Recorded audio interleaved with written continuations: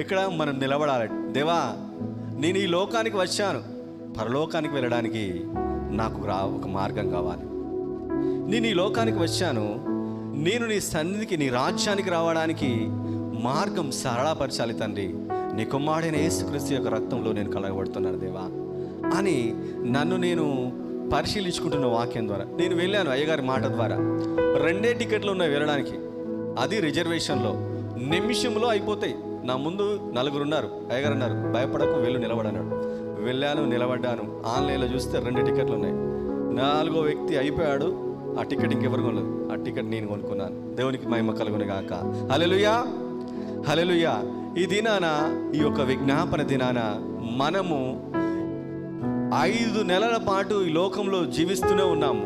రేపటి దినాన తండ్రి సన్నిధికి రావడానికి మనకు ఒక మార్గం కావాలి. హల్లెలూయా. ఆ మార్గం ఏంటంటే ప్రభువైన యేసుక్రీస్తు యొక్క మార్గం ద్వారా తండ్రి సన్నిధికి వచ్చి ప్రార్థించినట్లయితే మన పాప భారాలన్నీ తొలగించాను. ఏమన్నాడంటే, ఒకేసారి బలిగా అర్పించబడ్డాడు ఆ యేసయ్య మన కోసం.